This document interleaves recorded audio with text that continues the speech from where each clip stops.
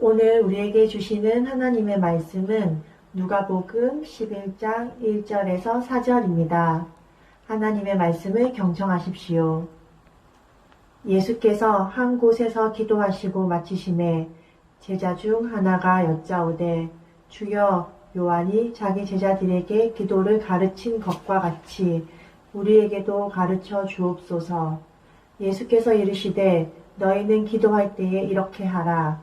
아버지여, 이름이 거룩히 여김을 받으시오며 나라가 임하시오며 우리에게 날마다 일용할 양식을 주시옵고 우리가 우리에게 죄 지은 모든 사람을 용서하오니 우리 죄도 사하여 주시옵고 우리를 시험에 들게 하지 마시옵소서 하라.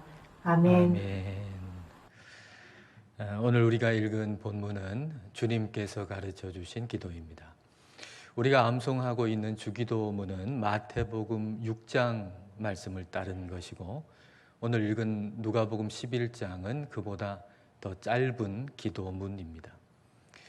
즉 예수님께서 우리에게 가르쳐 주신 기도는 토시 하나 틀리지 않고 외워야 하는 주문이 아니라 모든 기도의 뼈대가 되는 기도라는 것입니다.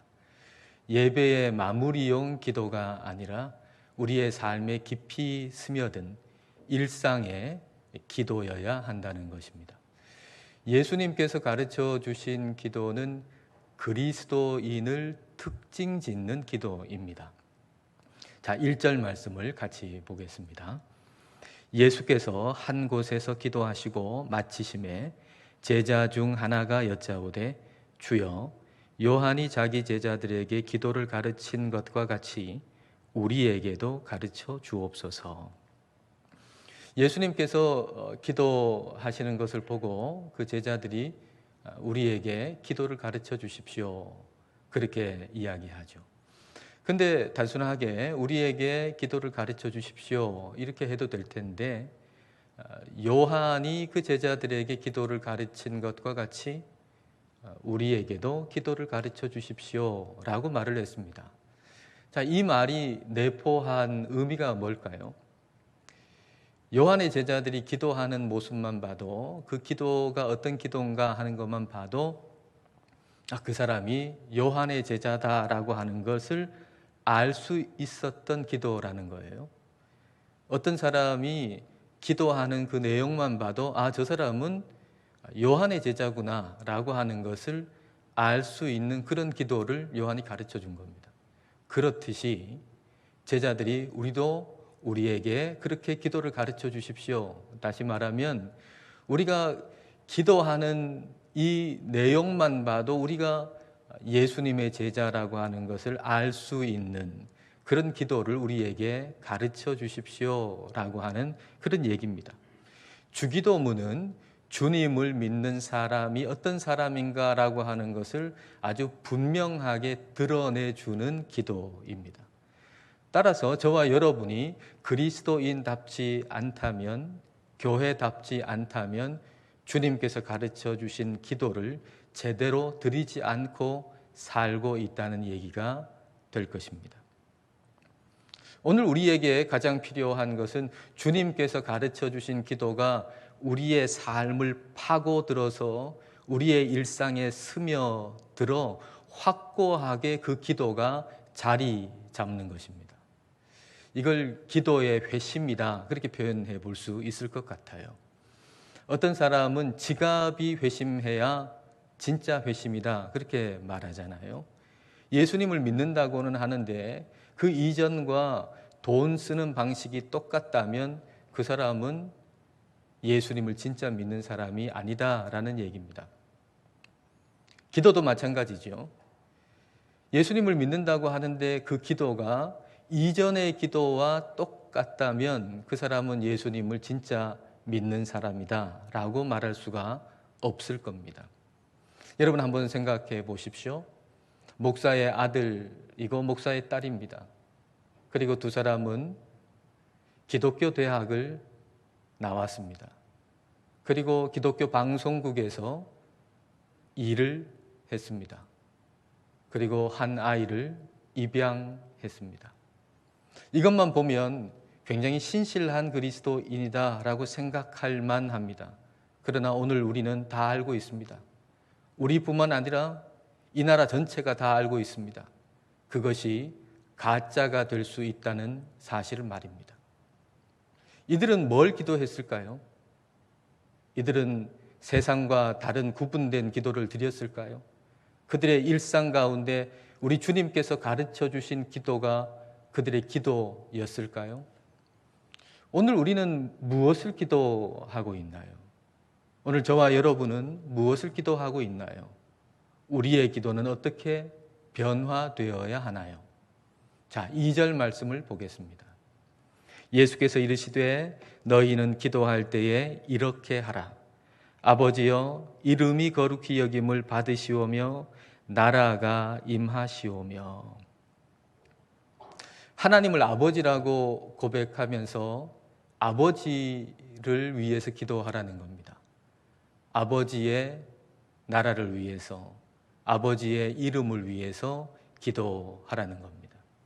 근데 기도는 말이죠, 우리 그리스도인만 드리는 게 아니라 모든 사람들이 어떤 대상에게 또는 그 대상이 무엇인지도 모른 채 그렇게 기도합니다.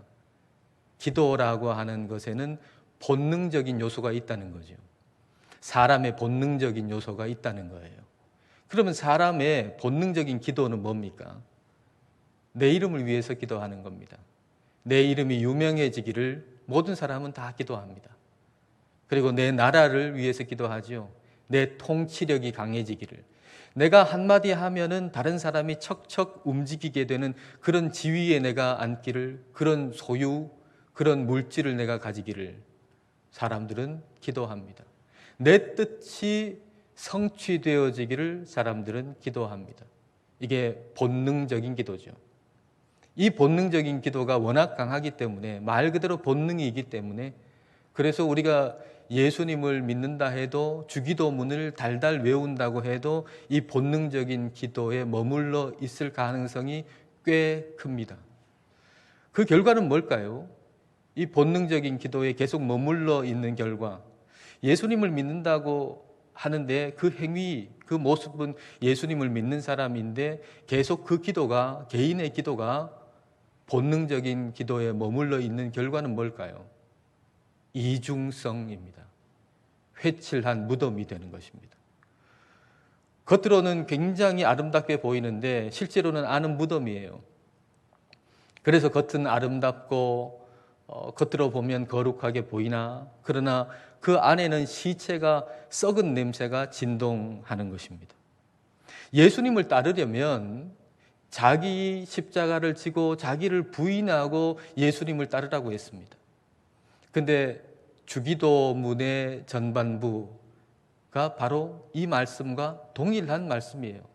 예수님께서 예수님 따르려면 자기 부인하고 자기 십자가를 지고 나를 따라야 된다라고 하는 이 말씀과 주기도문의 전반부는 동일한 말씀이에요. 내 이름을 부인하고 하나님의 이름을 구하고, 내 나라를 부인하고 하나님 나라를 구하고, 내 뜻을 부인하고 하나님의 뜻을 구하는 것, 이게 주기도문의 전반부입니다. 이게 기도의 회심이죠. 이렇게 기도하는 것이, 이게 기도의 회심입니다. 기도의 변화인 것입니다.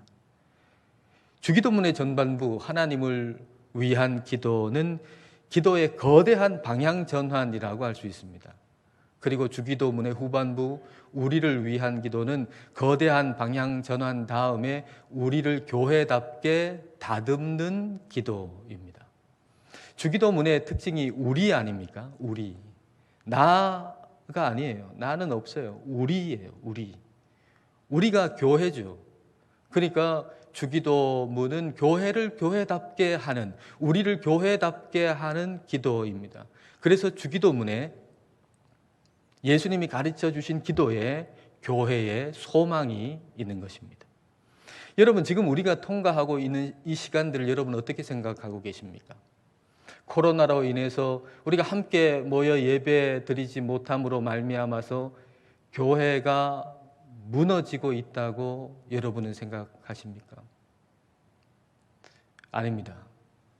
코로나는 결코 교회를 무너뜨릴 수 없습니다.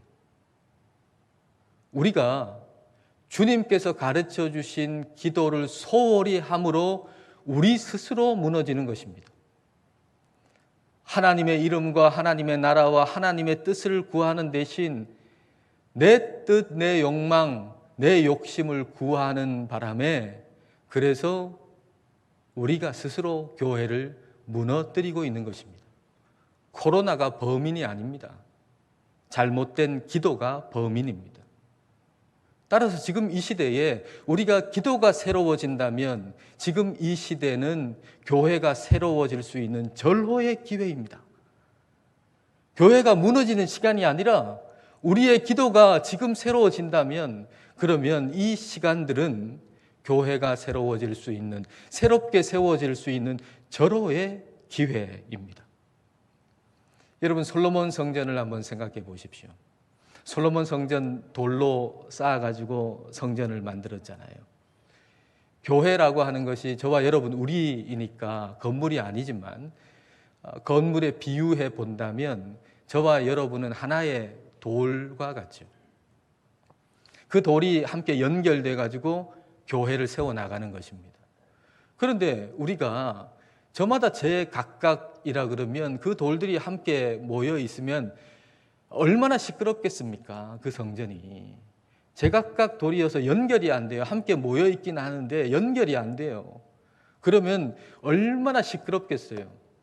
그런데 솔로몬 성전을 지을 때에는 성전에서 소리가 들리지 않았다 그랬어요. 소란한 요란한 소리가 들리지 않았다 그랬어요. 어떻게 이것이 가능했을까요? 열왕기상 6장 7절 말씀을 보겠습니다. 이 성전은 건축할 때에 돌을 그 뜨는 곳에서 다듬고 가져다가 건축하였으므로 건축하는 동안에 성전 속에서는 방망이나 도끼나 모든 철 연장 소리가 들리지 아니하였으며, 성전을 지으려면 이제 돌을 떠가지고 이제 가지고 와서 그 돌을 연결시켜야 되잖아요. 쌓아가야 되잖아요. 근데 그 돌을 연결시키고 쌓아가려고 하면 그 돌을 깎아내야 된단 말이에요. 방망이 소리가 들리고 철 연장 소리가 들리고 도끼 소리가 들릴 수밖에 없어요. 그런데 그 돌을 뜨는, 그 각각의 돌을 뜨는 그 장소에서 그렇게 다 다듬어 가지고 이 성전 속에 들어와서 성전을 쌓아 나갔기 때문에 성전에서는 어떤 방망이 소리도 도끼 소리도 철 연장 소리도 들리지 않았다라는 얘기입니다. 여러분, 지금은 성전이 새롭게 지어질 때입니다.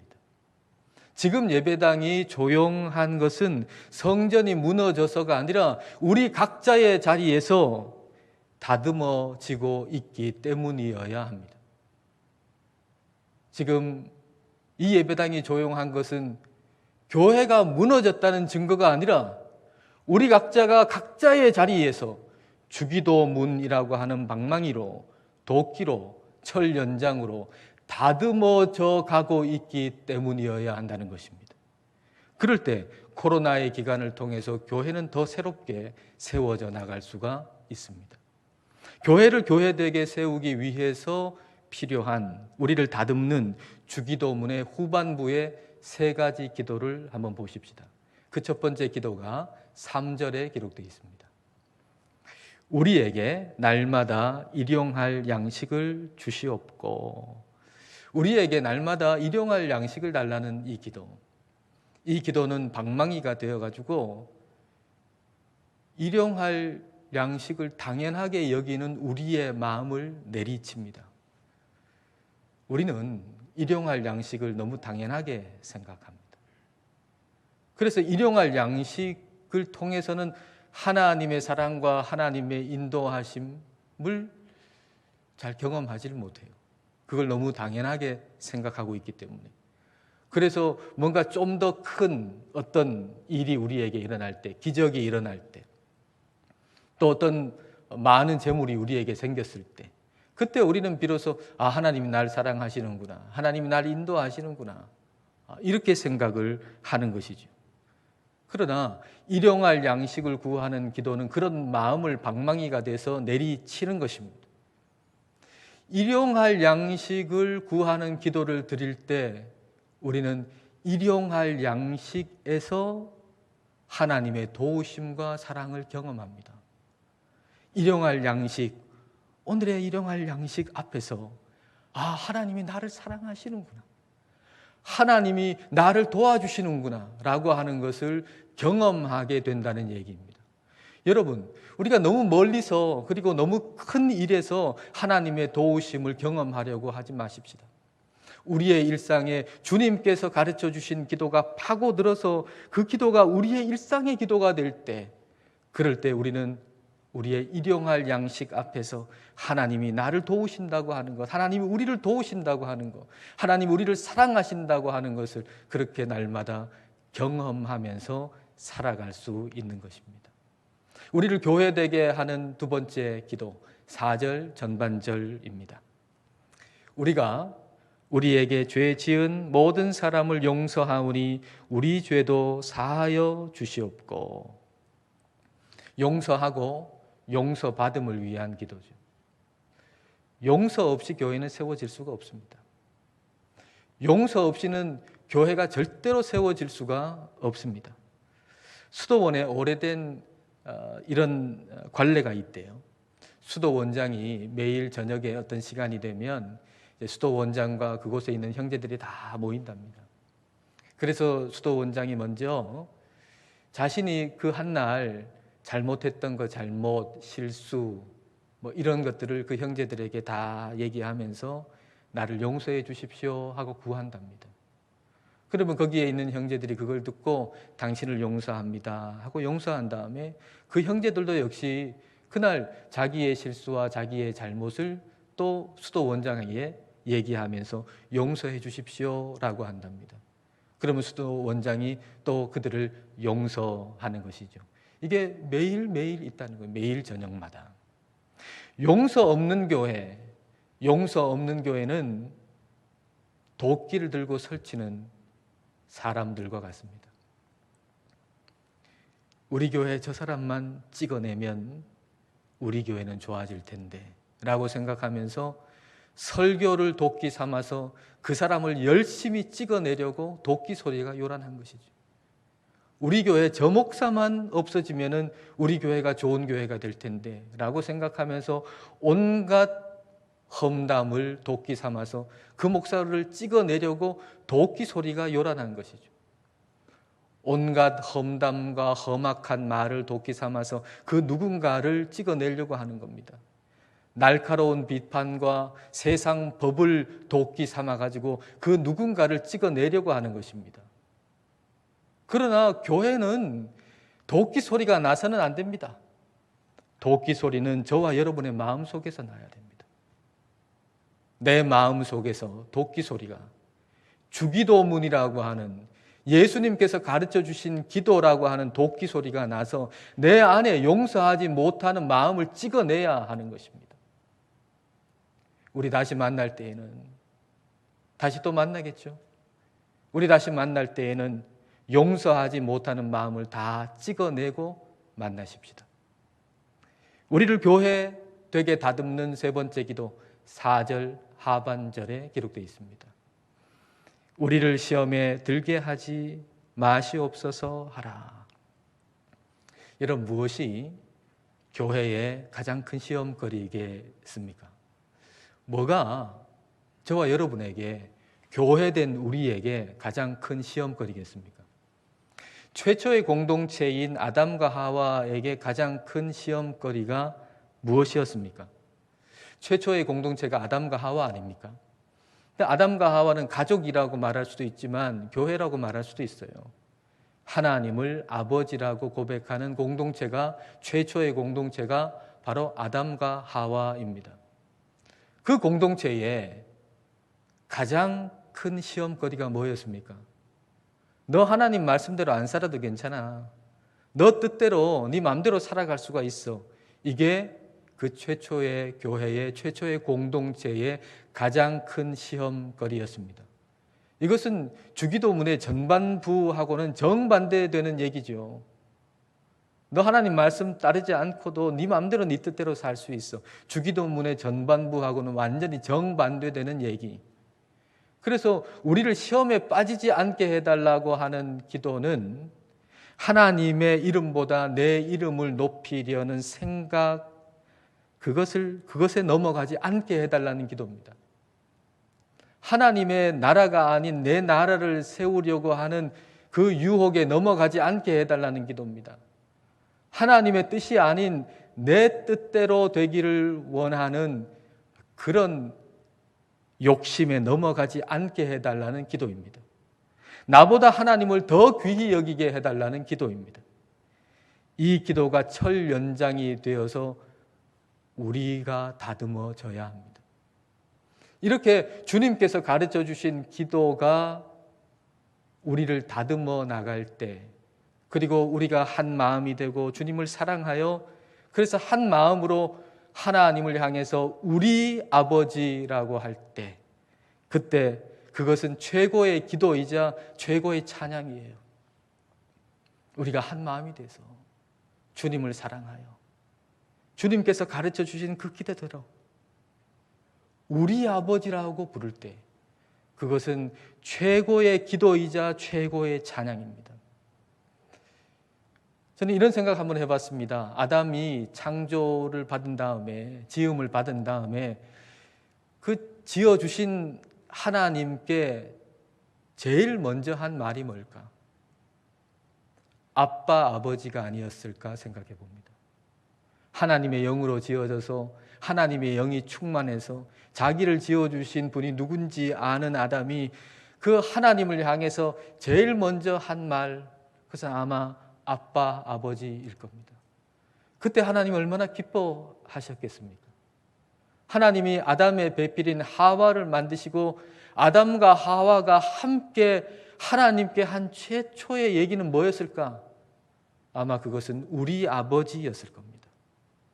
아담과 하와가 한 마음이 되어 하나님을 향해서 우리 아버지라고 부를 때, 그때 우리 아버지의 마음은, 하나님 아버지의 마음은 이루 말할 수 없이, 표현할 수 없이 기쁘셨을 겁니다. 오늘 교회에게서 우리 하나님이 듣고 싶은 얘기가 바로 우리 아버지입니다. 우리 아버지. 하나님께서 저와 여러분에게, 오늘 이 땅의 교회에게 듣고 싶어 하시는 말씀이, 이야기가 바로 우리 아버지입니다. 코로나로 인해서 교회가 무너지지 않습니다. 주님께서 가르쳐 주신 기도를 소홀히 함으로 교회는 무너집니다. 그러므로 코로나에 집중하지 말고 기도에 집중하십시다. 주님께서 가르쳐 주신 기도가 우리의 매일의 간절한 기도가 되게 하십시다. 우리 다시 만날 때에는, 우리 각자의 자리에 있을 때에 주님 가르쳐 주신 기도로 우리가 다듬어져서, 우리 다시 만날 때는 그렇게 다듬어져서 다시 만나십시다. 그래서 솔로몬 성전이 소리 없이 조용히 아름답게 지어진 것처럼 이 코로나 시대에 오히려 더 아름답게 새롭게 세워지는 교회가 되시기를 주님의 이름으로 축복합니다. 기도하시겠습니다. 너희는 기도할 때 이렇게 하라 라고 주님께서 말씀하셨는데, 그 기도를 너무나 소홀히 했음을 회개하십시다. 오늘 말씀을 가만히 한 주간 묵상해 보니 저 자신부터가 주님께서 가르쳐 주신 기도를 너무나도 소홀히 했구나 하는 것을 절감했습니다. 우리의 욕심과 욕망을 따르는 기도에서 주기도문의 기도가 내 삶의 기도가 되는 기도의 회심이 일어나기를 기도하십시다.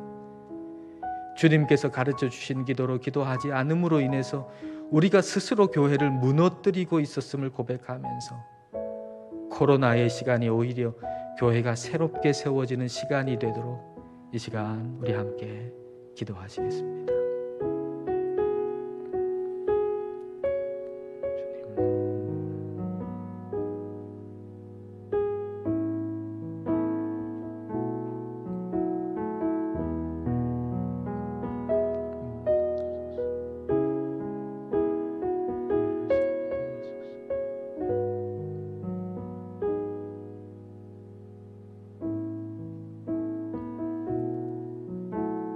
하늘에 계신 우리 아버지, 저희는 코로나의 위기가 교회를 무너뜨릴 수 있다고 걱정해 왔습니다.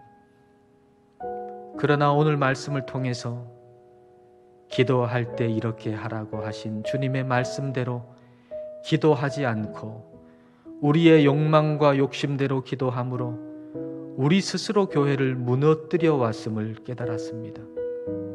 그리하여 주님께서 가르쳐 주신 기도가 우리의 삶에 깊이 스며들어 우리의 일상의 간절한 기도가 될 때 교회는 코로나의 시간을 통해서 더 새롭게 세워질 수 있음을 믿고 감사드립니다. 우리가 다시 만날 때까지 주님께서 가르쳐 주신 기도로 우리를 다듬어 주옵소서. 교회를 새롭게 세워 주옵소서. 예수님 이름으로 기도드립니다. 아멘.